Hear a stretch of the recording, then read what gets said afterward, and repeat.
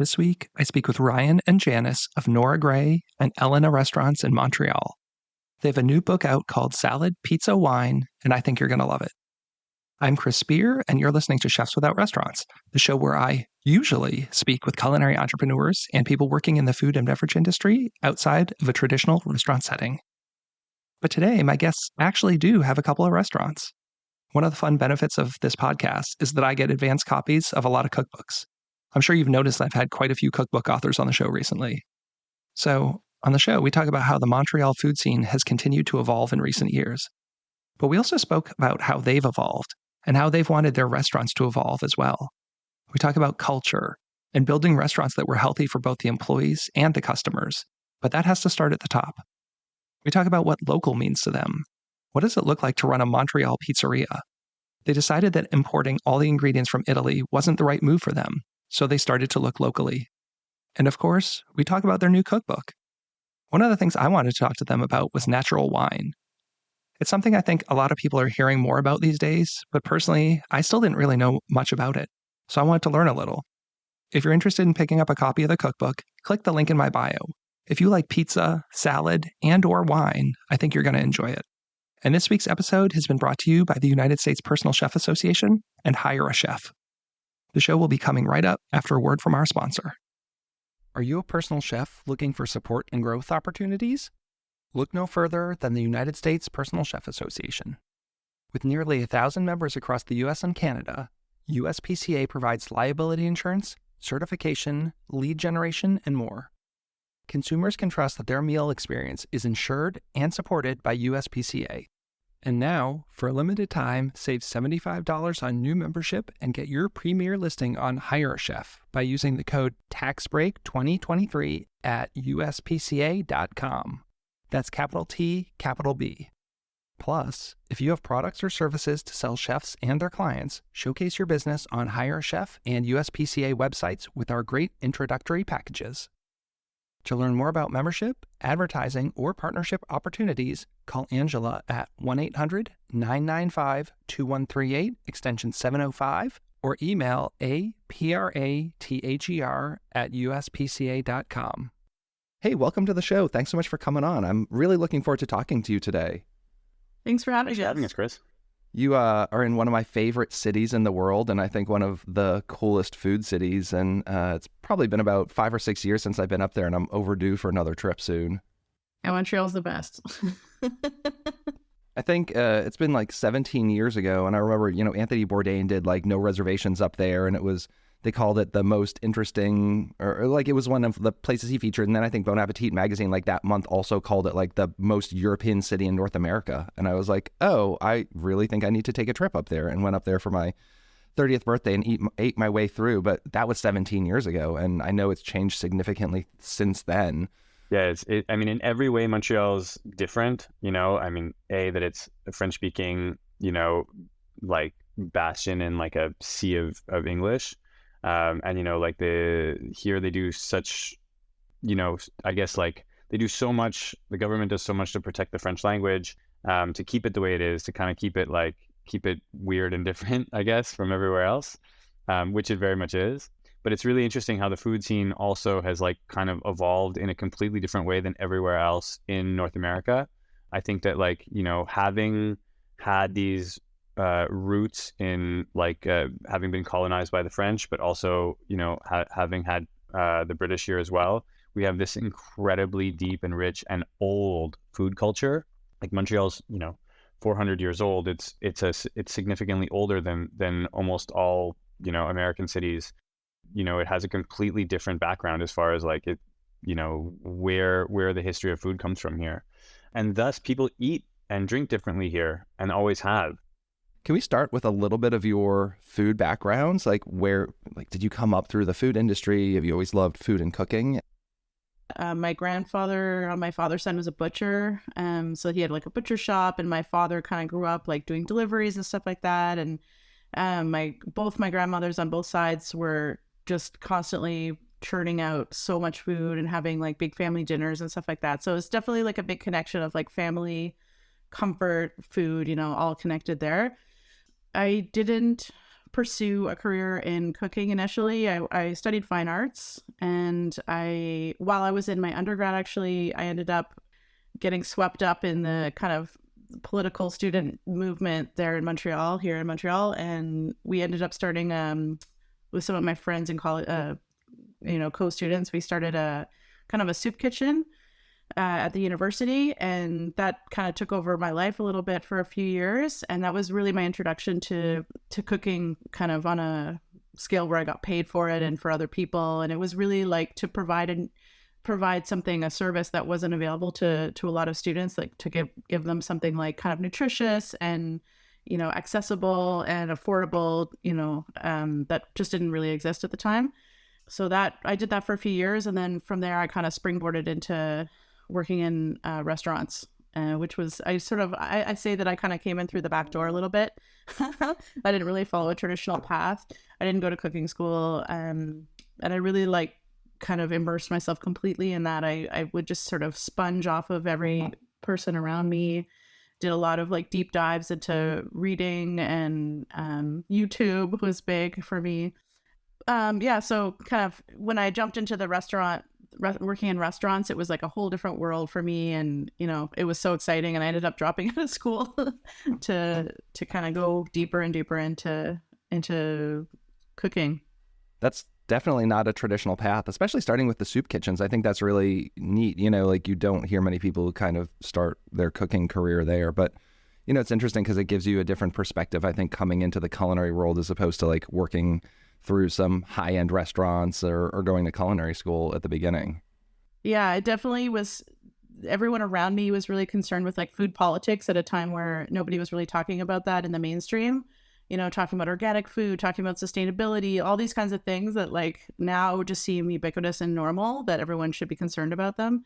But at the time it was, just sort of grassroots kind of activist student kind of culture. But it definitely, I would say, informed where I was coming from. And I definitely, would see things from a different perspective, I think, than kids coming out of culinary school, what kind of things were on the menu.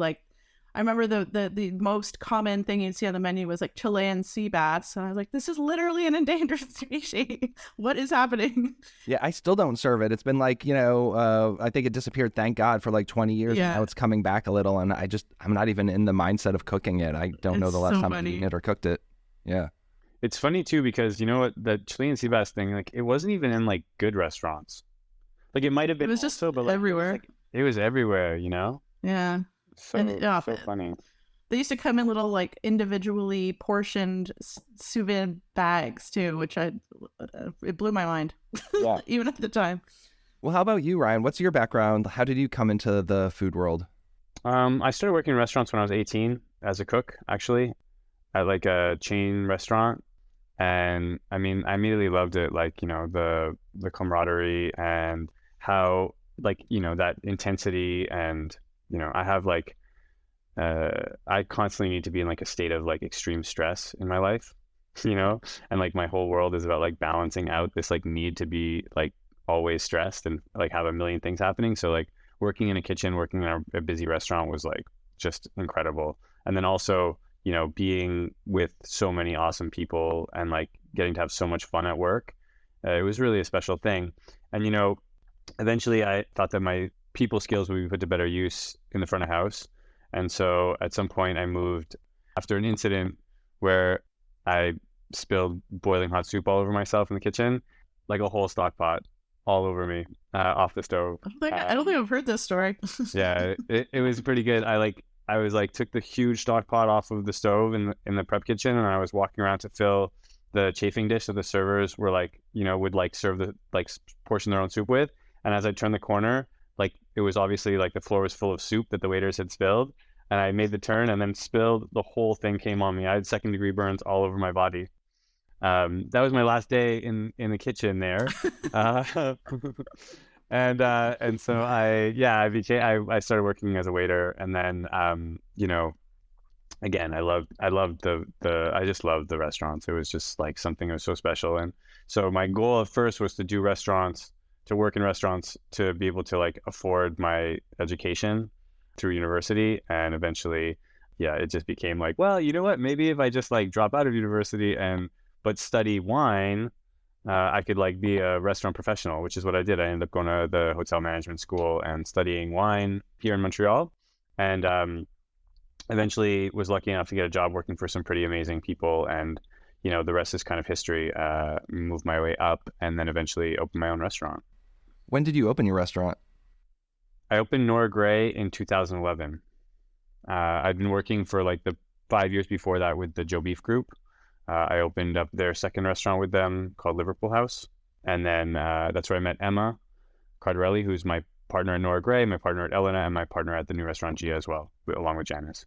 Actually, so where I met Janice too. Janice, well, no, that's not true. Janice came to work with us at Nora Gray, but yeah, we've all kind of worked together for a long time. And you decided you wanted to go open another restaurant together? We decided, yeah. And then once you have two, you kind of need three. So, and it was like not exactly, but like, the second restaurant was really a special thing. And we had this incredible team that we put together, like an insanely stacked leadership management team. And truthfully, like the only way that we could see us, keeping that kind of thing together was to expand. We were talking, you touched on like this like issue of culture and stuff a little bit. I could like segue into that right now. When we opened Elena in 2018, I think that the mindset had already, our mindset had already begun to change. We're talking about, Me Too moment. I think that like, there was, when my first restaurant, Nora Gray, like we opened it, in that like, okay, great. Like we've been running these restaurants for 4 years. We know that all you really need to do is serve great food and like just destroy people with booze and you can be successful, and not to mention like consume as much as humanly possible yourself, or even like as far in my case, like inhumanly possible amounts. And then like, we kind of took that culture that we'd grown up in with us to Nora Gray. And, the first couple of years at Nora Gray were pretty rough. Like we were rough. I was a bad boss. So yeah, Nora Gray was, at the time when I joined them, it was like, I think they were in their second year. They just celebrated their second anniversary. And it was, we were still, I think we were just sort of at the tail end of, restaurants being a wild west kind of place. We were just kind of coming out of that. So it was still super fun and crazy. And we just had the best time all the time, but like there's another side to that, obviously. And there's a consequence to that kind of behavior and lifestyle. And, and I think we, at this point now, it's like easy to like reflect on like how that was like horrible and terrible. But at the time, that was just the culture everywhere.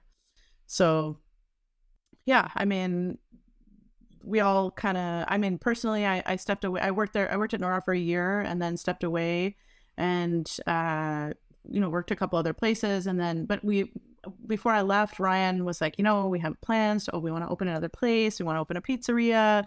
We really want you to be there. And I was always making pizza for Stafffield, just, because it was fun and I liked it. We all enjoyed it. And it was just sort of an experiment every time. But yeah, it was sort of like in the back of, I know it was in the back of Ryan's mind, but it was kind of in the back of my mind as well, that I would eventually, kind of meet again and work on some other project together. And a couple of years later we did.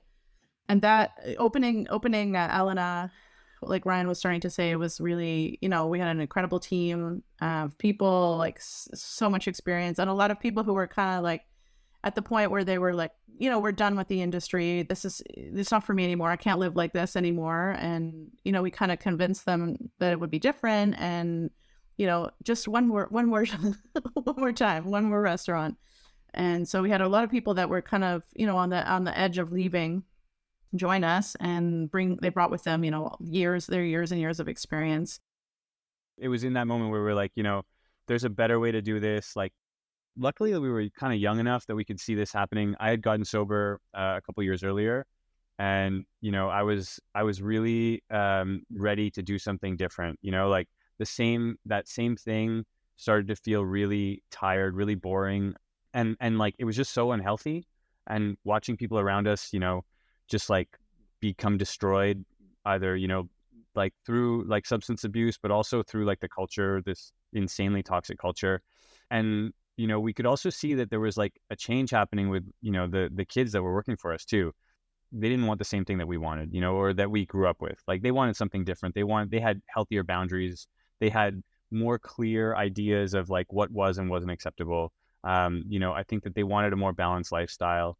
And I think that, like, to an extent, I think diners wanted it too. Like, there's only so much of that, like, excess, like more is more, until, it's really not.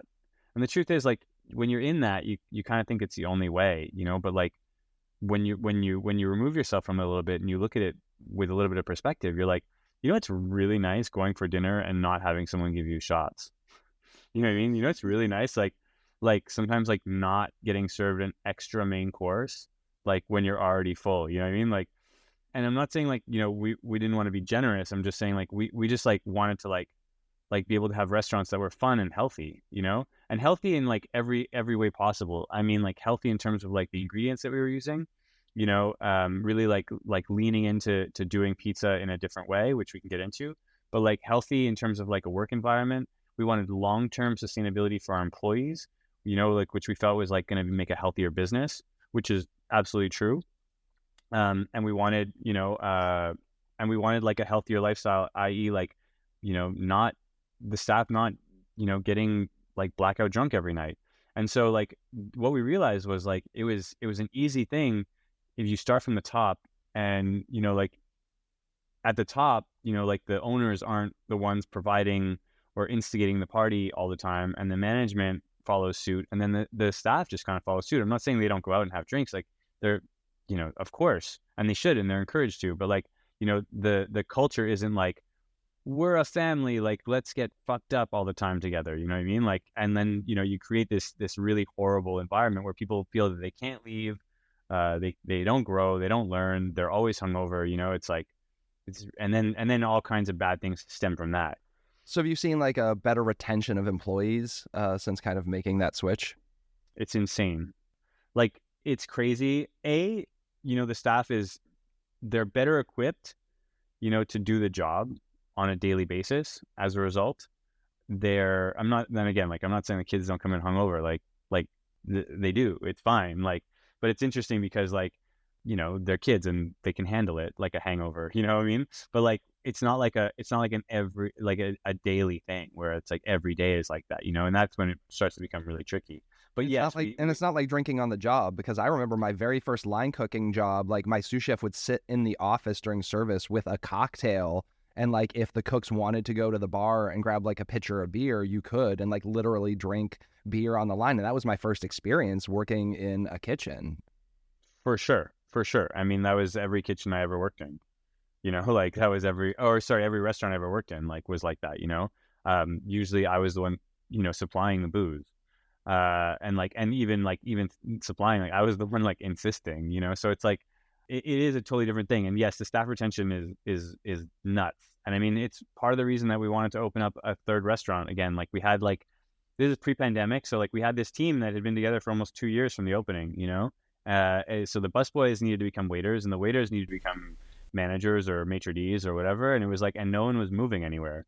Like, once we'd, like, kind of cycled through, the first couple, like, that first, I don't know, when you open a new restaurant, there's always like a team that, like, is like your opening team, and then that kind of, they go off and like you build, like, a more solid foundation maybe after that.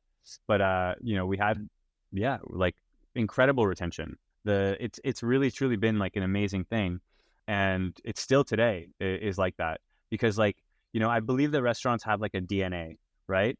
Like, when they're created, they have their own DNA, and it's interesting. You can try as hard as you can to change culture, but when you start with, like, a certain DNA, it's very difficult to completely change that.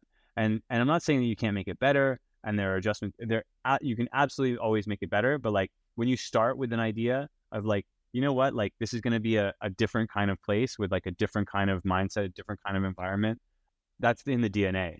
It kind of permeates everything else. And you kind of touched on it a little bit, and looking at DNA, how do you think about sourcing, sustainability, responsibility, with other vendors and so forth? I know you like to use, local, seasonal, which a lot of people say they do, but what does that really mean for you?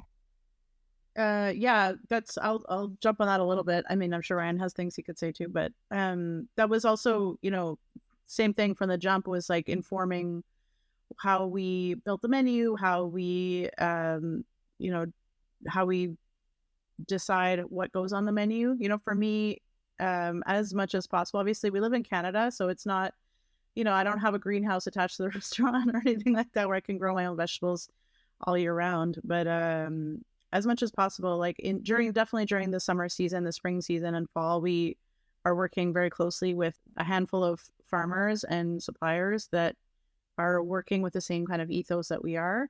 And a lot of those farmers are ex-chefs, who've decided to open to they kind of understand the same kind of mentality that we have, where they want to be serving vegetables that didn't come from California or from, overseas.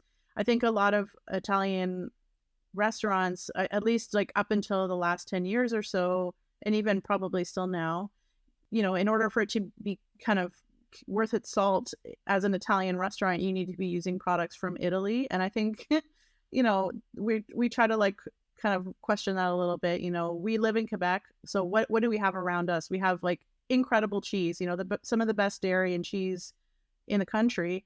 And it's a huge industry here. Like it's just like there's such an amazing culture of like incredible cheeses. So why would we, import cheese from Italy, for everything? Like, so there's a couple of products that we do use that are Italian, that Ryan can talk about a little bit. But can I jump in? Because there's something like I think to tie this all together, the idea of Elena at the beginning was we're going to do naturally leavened pizza. We were really interested in this idea of like sourdough pizza, but if we wanted to make it like Napolitan, like we wanted to make it like the pizza, like based on kind of the pizzas in Naples and like the Roman style trattoria, where you have like a restaurant that has like antipasti pizza pasta as our base, but like with like a Napolitan style pizza. We thought like, what makes Napolitan pizza great in Naples? Well, the flour's from there, the tomatoes are from there, the cheese is from there, you know what I mean? And the ovens are built there. And so what people did for like 20 years or 30 years, I guess, is like import an oven from Naples or from Italy, import flour, 00, which ironically is wheat that's grown in Canada, shipped there, milled, and then shipped back. So like it's like a crazy thing. So like you're importing an oven, importing flour, importing tomatoes, and importing buffalo mozzarella, okay, and olive oil. So we can't do olive oil, so we import our own olive oil from our friends that make incredible organic olive oil from 2 different wineries that we're very closely associated with in Italy. But otherwise, and tomatoes, we don't do tomatoes we don't do enough tomatoes. Our growing season's not long enough to do like the right kind of tomato. So tomatoes come from California, from Bianco. But like the flour comes from 45 minutes outside of, away from the restaurant. It's organic, local flour that's freshly milled for us. That's amazing. And that was like from day one, and it was like, let's develop a sourdough starter that's ours with this base. Let's, use this local flour. Let's have a local artisan build our oven in the style of like a traditional Napolitan oven, but with like local materials. And because like, if you think about Naples and pizza, it's really a product of the terroir, right? It is that way because all the things are from there and it's always been done that way. Well, if you want to create great pizza, instead of importing and trying to recreate it, our idea was, let's just make it a product of our terroir. And so Janice touched on the mozzarella, like the cheese. So like there's this incredible buffalo mozzarella producer here in Quebec. And so we use local buffalo mozzarella, and we use, the tomatoes that we can that are as close as possible, and local flour. And we try and create something that's, it tastes very Napolitan, but it's all with local ingredients. And when you use that as like your kind of like cornerstone or like the base idea or foundation of everything else, every other decision goes that way too. You're like, okay, what's the best thing that we can do without compromising that's from here? Great, let's do it, Is there something local that we can get instead of this? Great, let's do it, Is there no way to get around Parmesan cheese? No problem, we'll buy Parmesan cheese, you know what I mean? Like, not to be like, we try and do things like the right way for, our community and the environment. So it means working with like as many local chefs as possible. Janice does something amazing. Elena's a very busy restaurant, and especially in the summer season, like it's nuts. And so we can buy a lot of produce. And so what happened was, we couldn't keep up, like the small farms we were working with couldn't keep up with our demand. And so Janice started meeting with them in March to plan full growing seasons for us for the following year, so that they would choose seed together.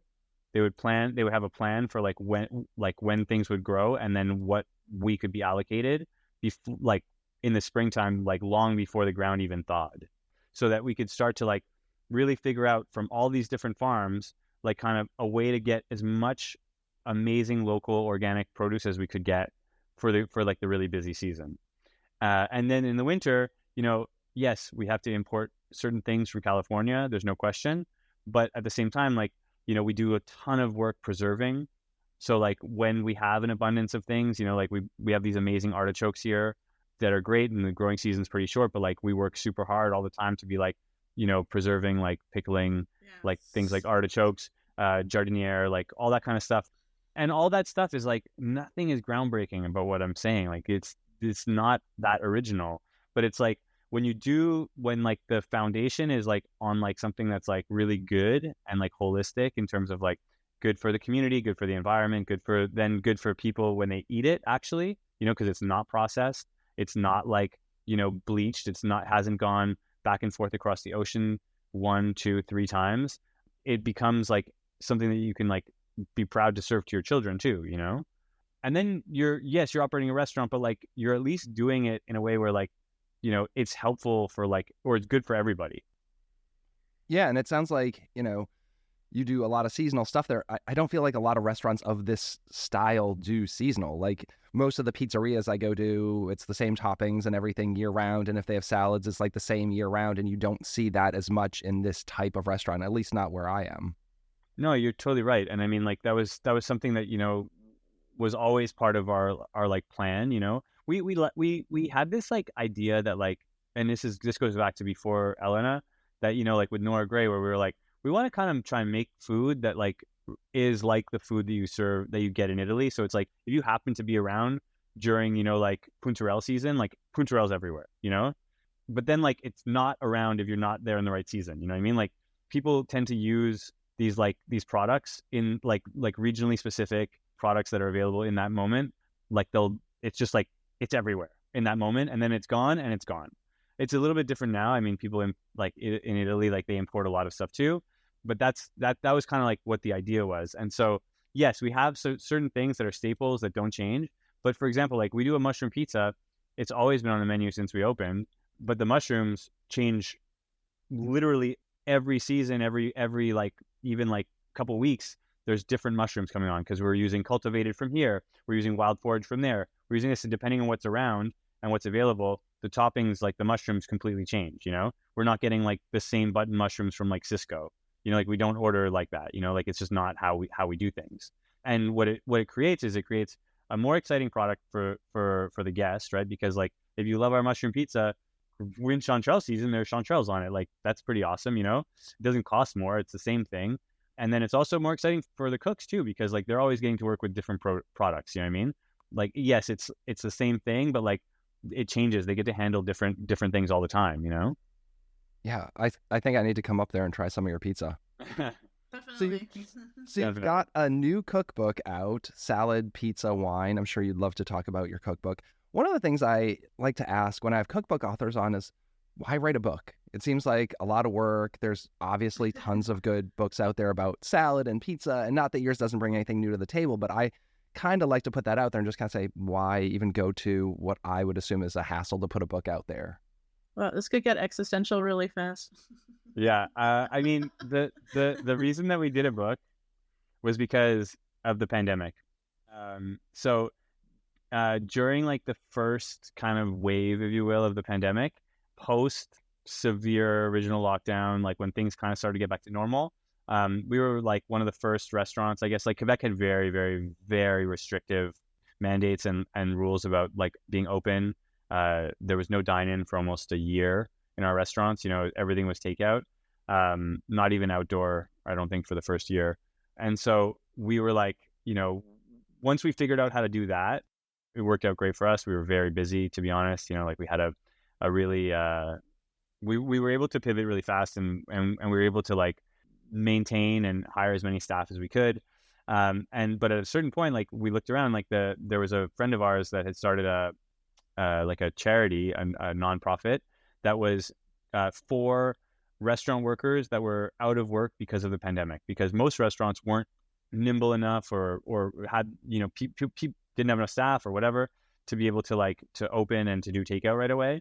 And so we decided to release an ebook, like a small digital cookbook, to raise money for this charity that would go to restaurant workers that were out of work, so they could get $500, like a check or whatever, to tide them over between when their EI kicked in kind of thing.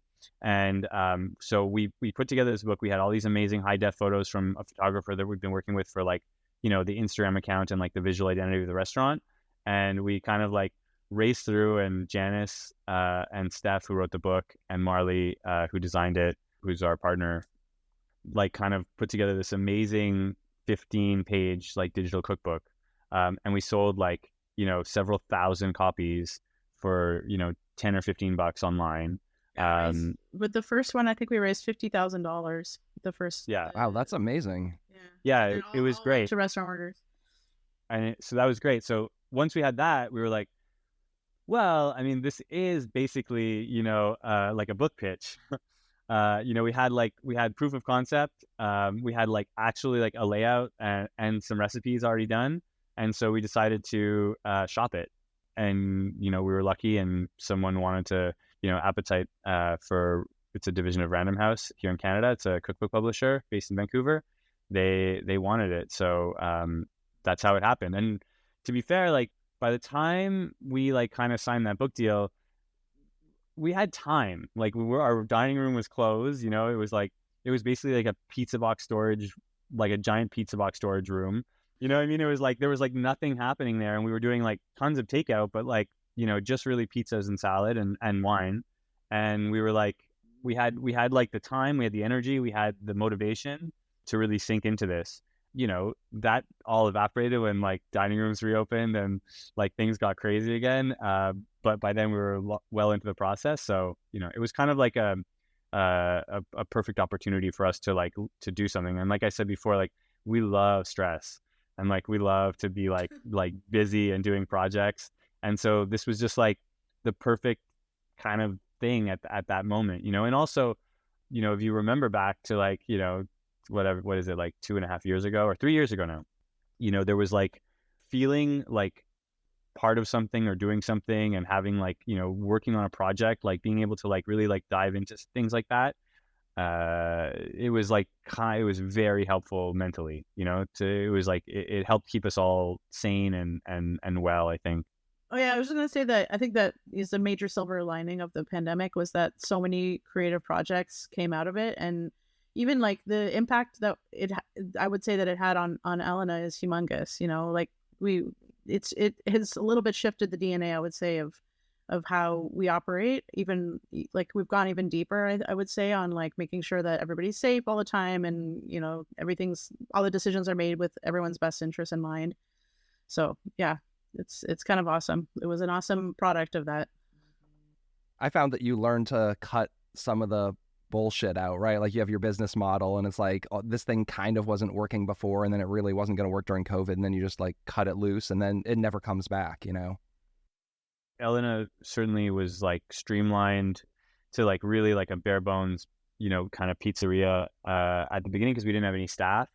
And the only thing people really wanted was pizza. And so we were lucky in that way that we had a product that people wanted that was easily transportable. There was some precedent already about people doing takeout pizza, so it wasn't reinventing anything. Then there was a moment where it was okay, now we have to actually we need to expand. And so Chris Cameron, who's our chef and who's our pizzaiolo at Elena, he developed a hoagie recipe, and we started doing hoagies as well during that time, which have stuck around. We still do them at lunch now. Yeah, I wanted to talk about hoagies. I used to live in the Philly area, and I definitely like hoagies as not a Montreal thing. No. And I know in your book, did he go down to Badia? Is that what it was? And kind of brought that idea back. He's obsessed with hoagies. It really came out of that. He was doing hoagies just because he was obsessed with hoagies, and he would make them for staff meal, and he was just oh, look at it, and it was just obsessed. And it just kind of grew out of that, I would say. Totally. And like Joe is doing these, like the hoagies were so good. Joe's a buddy of ours, and we went down to see him, and we were like, that was right before the pandemic also. And we were like, oh man, like we gotta, like we should do this. And it wasn't really like a thing that we were, I think, actually going to do. But then, again, like opportunity was there. We had the time, we had the energy, we had the resources. It was like, we had the space, we had all these things. And so that became part of it. And why we called it a hoagie, well, because it's modeled after obviously like a Philadelphia style hoagie, and no one here calls them hoagies. Here we do sous-marin, we do submarine sandwiches. So like everything here is like a sub. And I know that sometimes we call things hoagies that are definitely subs, and we call things hoagies that are really just like our sandwiches. But like, we just decided it would be the umbrella term. And, it did start out with like kind of a traditional, very traditional looking hoagie. And now it's morphed into something where we do, like fried chicken ones, and like, kind of a little bit more like of a creative kind of take on a hoagie for sure. How's the reception been with customers? Are people digging them? Yeah, it's great. It's great. People love it. We do like a special, we do like a traditional, like usually it's like mortadella or like, or like capicola, like something like that hoagie, like every day. And then on the weekends, on Fridays and Saturdays, we do like a special one. And usually for the special one, there's like a lineup for it. We'll announce it that morning what it is. It might be a meatball. Might be like a fried chicken with spicy honey. It might be, I don't know. They've done so many. That sounds amazing. I'm a big hoagie guy. Like I could eat a hoagie every day. I mean, it's not really good for your waistline. Same with eating pizza. Looking at your cookbook, I know you love doing, all naturally leavened pizzas. For people who get the book, if they don't want to get into making a starter, can they still make pizzas using your recipes? Yeah, there's definitely, we kind of acknowledge that's a big endeavor. It's a big commitment. It's kind of like getting a family pet. You really have to commit yourself to it. So we did include a sort of non-leavened version, like a yeasted version for both the Al Taglio pizza dough and the Neapolitan. So it's totally possible to have a lower commitment level and still have a nice product. It's never gonna hurt you to have that on hand and just make a ton of bread, but like every time I've tried to do it, I just cannot keep it maintained. I should be making pizza or bread every day, but it's just like I don't get the whole feeding thing done, and then it's not right. And I've gone to more just like using yeast to get my doughs going. Yeah, I would say it might not be for the beginner, like why don't you try the yeasted version, have a little success, and then see the virtues of of naturally leavened and work your way up to it, I would say.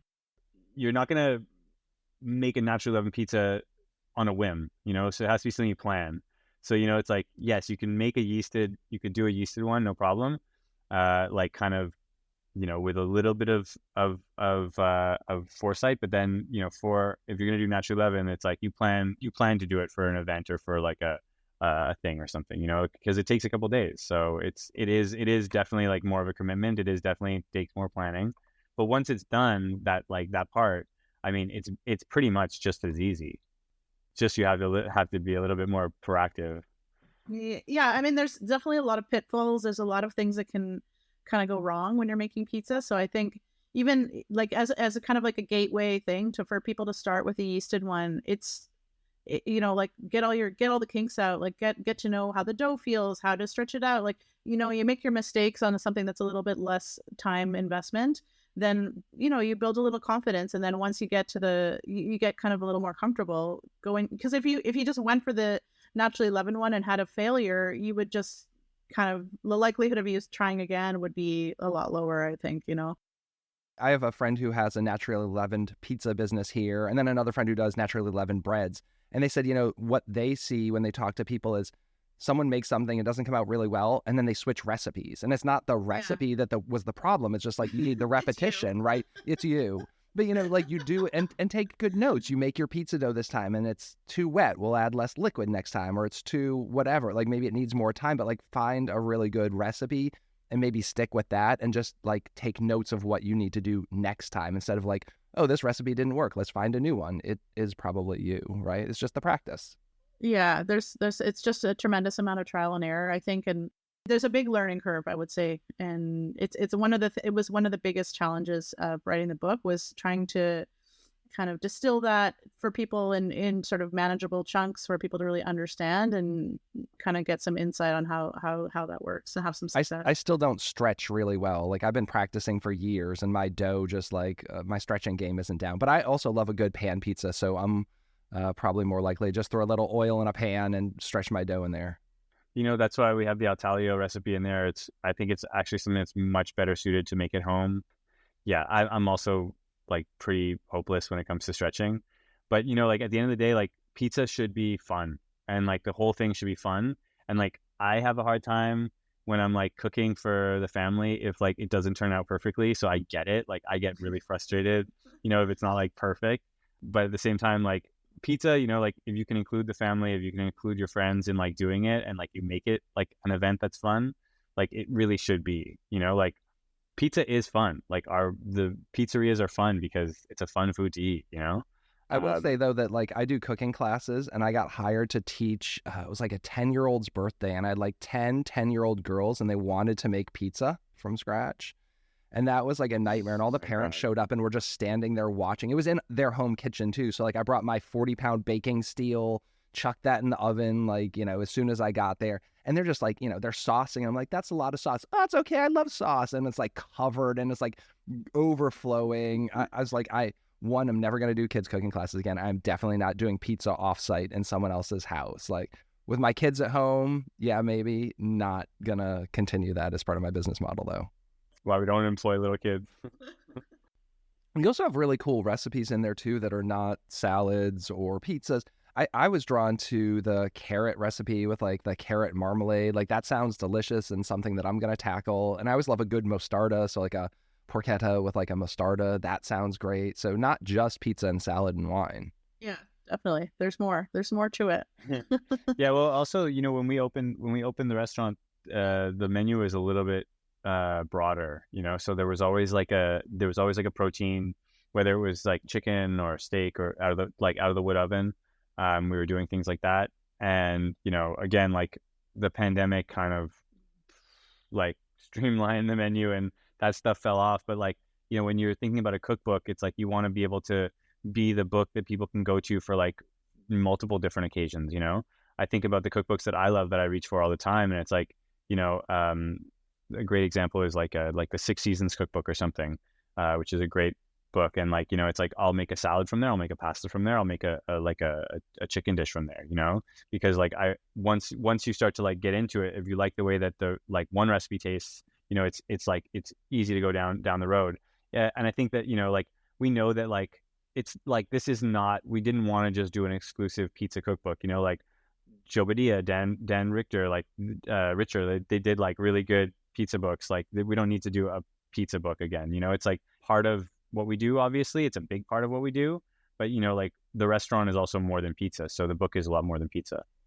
I don't think I've ever seen a cookbook that has a fuck, marry, kill section in it either. Just get like points for being bold. I don't know that I always agree with your rankings. Maybe kill the pine nuts, but it's a tough one. Now I'd kill the pine nuts. They're too expensive. And I want to talk a little bit about natural wine. Like, I don't really know a lot about it. I know it's something that's kind of popped the past couple of years, and a lot of people talk about natural wine. So how did you decide to focus on natural wines? It was something that, you know, when I started out, we didn't talk about natural wine. It wasn't like a term that even existed. And, you know, I was always really into like like a lot of people, I came in through like the New World, you know, kind of like bold, easy things to understand. But very quickly I became really, really interested in these like old world wines. You know, drank a lot of Burgundies and wines from the Loire and the Jura.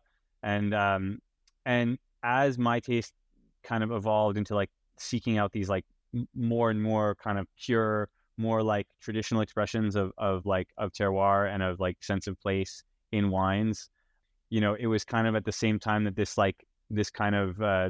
movement was sort of taking shape in France and elsewhere.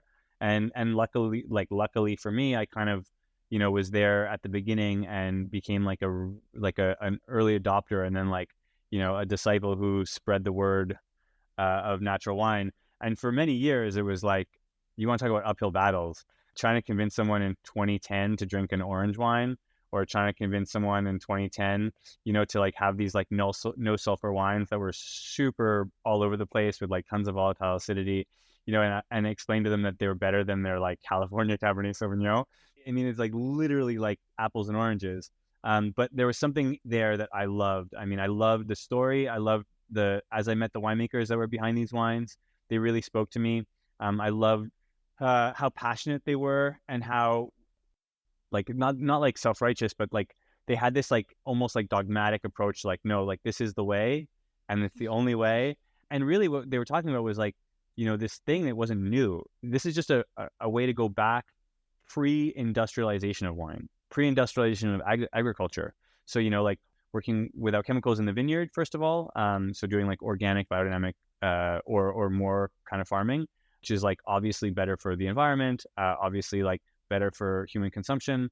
And then in the cellar also doing the same thing, because like what people don't talk about a lot of the time is that with natural wine, or with industrial wine, I should say, even like a wine that's like certified organic, like there are like hundreds of different things you can put in to your wine after you've harvested your organic grapes that are literally all chemical related, And so you can have an organic wine that really has tons of shit put in it after the fact, and there's no regulation on that. And so, like the natural wine movement is to say like, we just grew the best grapes we could. They represent the vintage and the place that they're from.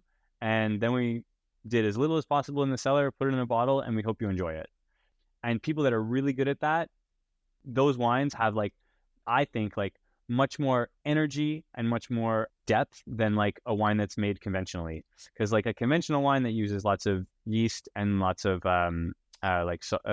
uses like non-indigenous yeast, and that uses like sulfur dioxide in large amounts, like it kind of it like really actually just neuters the wine, and it's no longer like it's no longer alive. It's no longer really like evolving, shape, like changing. It just kind of is like a beverage. And so I love this idea of like, something that's like exciting and alive and like changes and that moves, and like it might not taste different. Like it'll taste different from one day to the next. It's not always the same thing. That's very exciting. Do they go off easily? Like, can you have problems with them? Just like with any wine, you have the same amount of risk for like certain problems. And then the only thing is that because they don't have any preservatives, they tend to not hold as long once they're open, So it means that like they won't taste as good after opening like the next day often, So it means that if you're working wines by the glass, things like that, you have to be a little bit more like on the ball with that kind of stuff. You can't just like assume that it'll taste okay. You have to kind of track the evolution. They evolve differently. And part of that is like amazing because, it's so fun to taste a wine like a day after opening to see where it's gone and what it is and where it's at. It might not taste the same, but it might taste a lot better. Whereas like with like conventional wine, it pretty much tastes the same or like bad, like a day after, Where do you guys find inspiration? And I'm not necessarily talking just in the food world. It could be anywhere. What inspires you? I look at I studied fine arts, and I take a lot of inspiration from like every creative outlet there is, I would say. I'm super into like fiber arts right now, and like music, I play music also with friends. I've played in a few bands. So I feel like I draw inspiration from like everyone around me who's doing something creative. I get so excited when somebody's like into some kind of creative project. I find it just lights me right up. I think it's incredible. And like in all the seasons, like as they change, I get inspiration from like things that are becoming available, when the first asparagus come, when the first, snow crab come, it's just like, it's exciting, and I find often trying to trace back like the inspiration for a dish sometimes is a little bit of a squiggly line, Sometimes like I'll hear a podcast about some weird science innovation, or it's from fucking all over the place. But yeah, a lot of it comes from the products themselves, I would say, and from the farmers that I now have developed. We've developed these like amazing connections with, and a lot of other like restaurants in the city and restaurants in other places too. Like going to visit New York, going to visit restaurants in Europe, once in a while when we're able, is super inspiring for me. Yeah, I was going to say like travel, Europe for me for sure, particularly Italy. I try and go as often as humanly possible. I really am very inspired by the like traditional restaurants in Italy. I love the idea of like of history in cooking and like, just like sticking to like tradition and using like these like, local things. And do you have anything you want to leave the listeners with before we get out of here today? Any parting words of wisdom, life advice? Well, buy the book, and food should be fun. Food shouldn't just be like making dinner or making a meal for someone shouldn't just be a chore. Like it should be fun for everybody. That's it. That's what I would say. Try to keep it fun. Yeah, I agree with that. I mean, I think that like definitely like we take the business of our restaurant seriously, like we want the business to be healthy, but we want the experience for everybody from the guests to everyone on staff to be like enjoyable and as fun as possible. And I would love to see, more restaurants like just not take themselves so seriously and try and have a little more fun. It takes all the joy out of it when you make it so serious. And there's nothing I want less than to go to a place and feel like everyone's trying so hard to be like so serious and to be like, at this like, it's not interesting to me anymore. And I think that it creates really toxic environments, when like there's so much pressure on people to perform at such a like an impossibly high level. And so, I'd like to see the industry continue to evolve in like healthier ways. And I think that, that's kind of like I hope where we're going. Certainly like with our restaurants, that's where we're trying to be, maintain a really high quality and standard, but like also, give people a quality of life, Yeah, I think happy employees and employees who have some say into what their workday looks like, I think they're going to give better service. That's going to transfer over to your customers and just that overall environment. You can feel it. Like there's nothing like going into one of those stuffy formal restaurants where you feel like, I slide my chair to go to the bathroom and like someone's got to pull the chair out, and meticulously fold the napkin by the time I come back, and everyone just feels like they're carrying that tension in their shoulder and neck. Like that translates over to the dining experience because I've definitely felt that as a customer. So 100%. I was just gonna say I think one of our goals, like when we have guests come to the restaurant, is that we make a connection with the guests as well, and that makes for like an extra special experience, not just a meal that you ate, you left. It's creating some kind of memorable experience, and a lot of that comes from like giving the opportunity for people to express themselves and what's interesting about them, and that's what makes for like an enjoyable experience. And I think that's really what we tried to do with the book as well, like try to kind of communicate that same kind of energy. So hopefully people will respond to that and, feel connected to something as well. Like that was kind of a big, as Ryan mentioned earlier, a big motivation for us to create this book. And yeah. Well, that's what drew me to the book because, I have the opportunity to have a lot of cookbook authors on the show. There's a ton of cookbooks out there. And as I'm kind of looking at them, it's like, what's the vibe? And does it seem like the people who wrote this book are also going to be fun to have on the podcast and not just, want to shill their kind of stuffy cookbook from their stuffy restaurant. So it translated over. I got that. So yeah, the Fuck, Marry, Kill really makes sure that you realize that we don't take ourselves that seriously, I guess. Sets the tone. Yeah, it really does. I'm glad that we got that in there. Yeah. I can't believe they put it in, actually. Thanks for coming on the show. That seems like an amazing place to pause this. We're going to promote the heck out of this book when it comes out. Everything will be in the show notes for the listeners, and let's spread the love around, right? Thank you so much, man. Really a pleasure. And to all of our listeners, as always, this has been Chris with the Chefs Without Restaurants podcast. Go to chefswithoutrestaurants.org to find our Facebook group, mailing list, and chef database. The community's free to join. You'll get gig opportunities, advice on building and growing your business, and you'll never miss an episode of our podcast. Have a great week.